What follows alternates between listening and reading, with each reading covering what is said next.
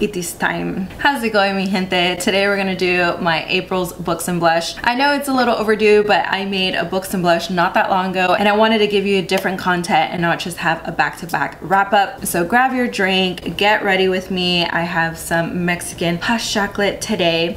Let's dive into my April books. Last month I said I didn't read that much in March, and now I read even worse in April. But you know what? It's not my fault. It is not my fault. I had to do a licensing program. It was so weird being back at school, and I just didn't have the time to read as much as I wanted to, and I was getting through some art. But today we're actually gonna start with my favorite read. I think I found a new favorite author this year. I have not seen writing this good, and it's Divine Rivals by Rebecca Ross. So Divine Rivals is more up my alley. When I read the premise, it just sounded so good. I was actually given the arc and I freaking loved it. I was so excited. So I don't have a copy here with me because I actually ordered a special edition. That's how much I really love this book. I'm recommending it to you more for her writing than for the plot, okay? But it's a really beautiful story. It has enemies to lovers, so if you love that type of trope, you're gonna love this book. If you love a book with some magical lore, with war happening, a slow burn romance, but that's so tasteful and beautiful. It's a little spicy, but I would say it's like 0.25 spiciness or 0.5. It's nothing crazy. So if that sounds like something you would enjoy, this is definitely the book for you. It focuses on two rival journalists, like they're really at odds with each other. They really want the only spot as a journalist at this prestigious newspaper company. I'm a sucker for a guy character that's super caring and really sweet but witty, and you can't help but roll your eyes, but you also love him at the same time. If you also like that trope where they're different classes type of trope, this has that as well. So they're rivals. They're rivals and everything, but there's also a war happening, and our other MC, Iris, her brother is actually in this war, and it's actually a war between two gods. So there's some fantasy in there. It's like a whole story between these two gods. I was just annoyed. I was like, man, we just keep fighting everyone's battles. Even in this fantasy world, these gods were at odds with each other, and they just put all of humanity at risk because of it. Hella petty. There's a lot of tragedy that happens in Iris's life in like a really short period of time. She leaves the Gazette and she ends up enlisting as a journalist of war, so kind of like this neutral party that can go and write what's happening in the front lines because she wants to find her brother. She hasn't heard from him in so long, and that's basically how her story goes. It's really basic when you think about it. I wouldn't say the storyline itself is super mind-blowing. It is, however, very charming, very whimsical. It kept me engaged throughout the whole thing because of her writing. So I'm here to praise Rebecca's writing is incredible. I'm like such a fangirl now. I was messaging with a friend who was reading A River Enchanted at the time that I was reading Divine Rivals. I may have gone too high with these sparkles. We were just like fangirling over her writing and everything. So I told her, you need to read Divine Rivals. She told me, you need to read A River Enchanted. And so we're gonna swap these books because we just adore her writing so much. And this friend mainly reads the adult genre, and Divine Rivals is categorized as YA, but I don't care. I think she would like it either way, and I think you would like it just because the writing is so stunning. I mean, it's just beautiful. So I ended up giving this story 4.5 stars because I do wish we had more lore. I wish we knew more about the gods and their story, but it's too beautiful of a book to give it any less than 4.5. And I believe this author just became one of my favorite authors of all time due to that beautiful writing. So this next book is actually the prequel to the very loved duology Fable and Namesake. I've done a whole video on meeting Adrienne Young, a very popular author who is so creative with her stories and really immerses you in the world that she creates. So Sing is like the worst father of the year in Fable. He leaves Fable in this island Javal to fend for herself at 14, and he's like, you know what, if you can get off this island and find me, I will give you your inheritance. inheritance. She legit thought there's no way my father would abandon me, right? Wrong. Freaking Saint just got on a boat after their ship was wrecked, after her mom died, left her on this island. See you later, kid. Let me know if you survive, then you can get your money. That's where we start Fable. People actually ended up loving Saint so much that she created the prequel. And so I finally got around to it, and all I have to say is meh. I didn't really care for this story. It wasn't as good as I thought it was gonna be. I wasn't really that intrigued or captivated by what was happening. It just didn't feel like there was really a plot line. The story is told from Isolde's perspective, which we never get to hear from Isolde herself because, you know, she's gone in the book Fable. So this is the first time we actually get introduced to Isolde and this amazing, huge, greatest love story of all time that Fable talks about in that first book. And I have to say I was pretty underwhelmed. I thought their connection was really sweet, but I didn't really care for Isolde's point of view. I'm glad I went to her author event because at the event she talked about how she wrote Saint's point of view, and that was really the point of view she was going to stick to. And then she realized at the end, like, she felt Isolde saying, hey, I need to tell my perspective so you understand the full scope of the story. And so she added Isolde's point of view after she did Saint's point of view, and that's exactly how it read. It read like Isolde meagerly complimented Saint's point of view, and I was more captured by Saint's point of view and his life and what happened to him before he became this traitor that made a pact with the sea demons to make it as far as he did. I was more intrigued by him and his dynamic with Clove, which we also meet in Fable. He was just way more interesting, way better developed, way more complicated. And it's probably because Isolde was also super sheltered. She's this super rich girl. Even though she has this rough character, you can see that shelterness, I think, come through. And so I think that's why Saint was more interesting. So I would say I enjoy reading more about worlds. I enjoy prequels. I enjoy mini stories. I enjoy novellas. I enjoy books that are going to open you up to a world that you really love. And I had to read this prequel even if it wasn't the best. And I'm gonna give it a solid 3 stars. It wasn't super incredible. It didn't capture me like Fable, but I did enjoy getting to know Saint. I'm just flying through these. I finally got around to Lessons in Chemistry, which, if you don't know, Lessons in Chemistry won so many freaking awards. It was such a big read in 2022. A lot of people loved it, kept singing her praises. I figured it had something to do with STEM since the actual cover and title literally says Lessons in Chemistry, so I thought it had to do with something like that. But I really went into it blind, and my god, I don't even know what to tell you guys about the story. It's a little bit rough. First of all, I wish someone warned me about the scenes that would be in here. There's a lot of sexual assault and attempted sexual assault that happens in this book. It is very blunt about it. It is graphic. I'm definitely going to give you that trigger warning because right from the start we had the most graphic actual like sex assault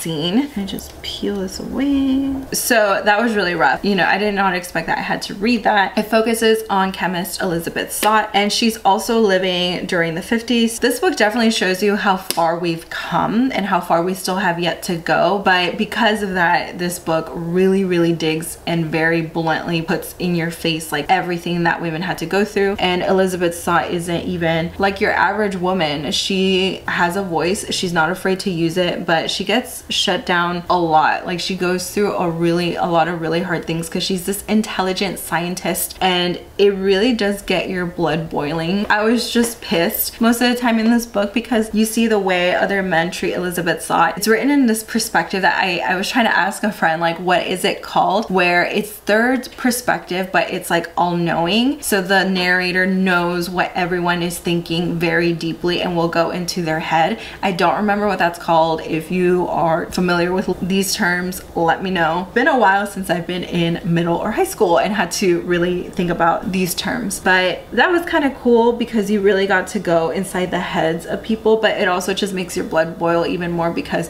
you get to go in the heads of very misogynistic men. I would say the real star of the show is her dog 630, because yes, even the dog gets a perspective in this book. We go inside 630's head often, and so he's the real star of the show, and I feel like that's why I rated it a little bit higher than maybe I would have, because I loved his perspective and he definitely kept me engaged. So funny, it's like the dog is what kept me engaged, but it's the truth. There's a lot of things this book did right. It showed you the gap, like I mentioned. It makes you realize like we still have a long way to go, but you know, feeling so proud of the women before us that helped us get to where we are now. Definitely shows some people, things women go through if they're not a woman themselves, and the struggle and the sufferment of women, period. It definitely touches on sexism in the workplace. You can't be too feminine, but you can't be not feminine enough. If you're beautiful, you could be seen as just beautiful. People trying to steal your work. Like there's all these different themes and situations that are highlighted in the book, and so I appreciated that. I just don't think it did more with the themes. My main issue with this book is that it just skipped and skimmed past all this trauma that Elizabeth Zott goes through. So this MC is put through a lot. You know, she gets assaulted, she gets used by her workplace, by people around her. She doesn't really have friends. Like the author puts her through the ringer, and still the story just moves on. There seems to be no impact on her as a person or character in her life, which, as we know, that's not the truth. That's not what actually happens when someone goes through any kind of trauma. There is an impact there. Maybe you don't have the time to sit and actually heal and think about it because you're still in survival mode. You still have to push on, you still have to move forward, but that doesn't mean you're not affected at all. And this book just kind of skims through it, and she's perfectly fine. Like there's nothing that she has to process. That was really uncomfortable as a reader, to just be like, hey, I'm gonna force you to read this super graphic scene and then a few other graphic scenes, and then we're just gonna move on because I need to highlight all of these other themes and all of these other struggles that are going on. I don't think you should do that in a book like this, where it's meant to make you think and you're meant to process along with the book. Again, I went into it super blind as well. So I ended up giving this also a solid 3 stars. I think it's still like a good thing to read, but I don't think it's the best book on helping you process, but it definitely throws a lot in your face that makes you think, especially if you've never read a book like this before. I think it could be like a good initial read. The next book was a part of my 12 Recs challenge because I'm a little behind on this challenge, and I was like, I need to read a lot more books than I'm reading. It's Stalking Jack the Ripper. Right away when I started reading this book, it gave me Anatomy by Dana Schwartz vibes. It's set in the 1800s. You have this girl who wants to be, you know, like this, like those, what is that called? How they die, like forensic. She wants to be a forensic scientist. Sorry, that took a minute because I'm out here like distracted trying to blend this out. So she wants to be this forensic scientist, and you know, she's a woman, she can't just do this. So it gave me Anatomy vibes because Hazel Sinnott also wants to be like this surgeon, this physician, and she lives in a time where like women just don't do that. It's also a mystery, so you're trying to figure out who Jack the Ripper is. He's actually a real life serial killer. No one really knows his identity. There's like a ton of videos, a ton of books on Jack the Ripper, people trying to analyze him now, like why he killed all these women, who was it, but he's a great mystery. And so this is a fictional like telling of Jack the Ripper, and she's trying to figure out who it is. And right off the bat, like everyone sounds like a killer. Like her uncle, her father, her brother, and her love interest all sound like they could be the actual murderers, and so you're left guessing. I did feel like it was an easy guess. I could see it coming, but I think it's because I've read so many of these books that the more you read, you know, more you're exposed to plot twist and better writing. And so maybe if I read this before Anatomy, because I think I enjoyed Anatomy way more than Stalking Jack the Ripper, but I think if I read Stalking Jack the Ripper before Anatomy, I would have enjoyed it a lot more. I do have to say that Thomas and Audrey Rose did grow on me a lot more over time, as did like all these different characters. I loved the brother so much. I really did enjoy a lot of these characters. I did think things were a little bit too easy for her still, and the story did drag a little bit in some parts where I'm like, okay, we're going through this again. There were a lot of things that try to make it more mysterious, like people she talked to that she was like, oh, I need to talk to them because they know something that could really help us. It didn't really amount to anything. Like, I don't know why it was necessary to add those parts in there. I wasn't fully captured by the story. I'm glad I paired it with the audiobook. Like, I borrowed it from the library because because there were certainly parts where I was just like, I don't know how to move on in this story. And like I said, I think if you've read this story because it was really loved like years ago, it was just trending everywhere, I think you'll definitely love Anatomy. Audrey Rose in Stalking Jack the Ripper and Hazel Sinnott in Anatomy. They're characters that come from wealth, and so I feel like only characters that come from wealth would be able to get away with, you know, breaking the norms, because they've never really been denied anything, which, you know, Dana Schwartz, the author Anatomy, said like that's why she thinks Hazel Sinnott was able to also move forward in her career. It's because she's never been denied. She's like this wealthy character in this time period. She thinks she's allowed to break these rules, and so I saw that again, like the same type of economic background in this character. I also gave this book a solid 3 stars. So again, continuing with 3 stars, or like I recommend it. I just think like I've read this type of story, but I would still recommend it. And I'm like, should I pick up the next one? I kind of feel like I want to. So that's what I'm saying. Like I'm gonna give it those 3 stars because I'm still curious. I'm just blending for days. So this next book, I'm actually gonna ask for your opinion. It's an indie read. It's not a big publishing company, but I was asked to review this book. I have a lot of thoughts about this book. My review is very mixed. I'm gonna take a moment to talk about our reviewing community. I feel like our reviewing community has some really valid points when we talk about like indie authors and like smaller publishing companies where a review really makes like a huge difference. So I would never want to harm like an indie publisher, but I will share my honest thoughts like I've promised to my subscribers here and my followers over on Instagram. I never highlight on my Instagram a negative review, and honestly my review of this book I wouldn't say is negative, but it is very honest and it's very real. I am leaning toward not giving any specific stars on this book because I don't really know how I would rate this book. It would probably be a max 3 stars, but I could easily see it being a 1 star because of some controversial storylines here that I don't think should be promoted to a very young audience. And I've talked about this with other reviewers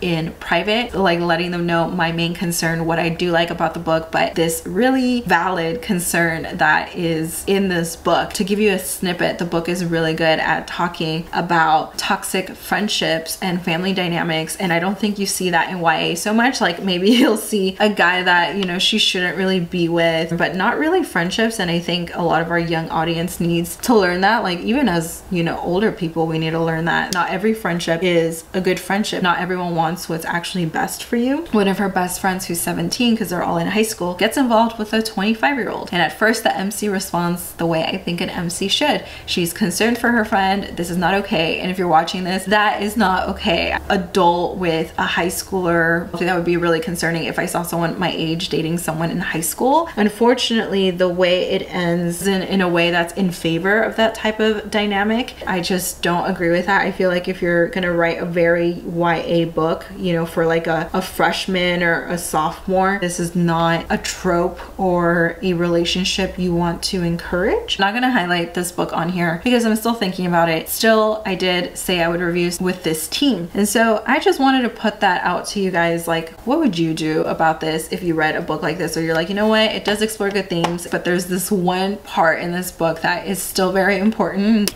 I don't know what to do.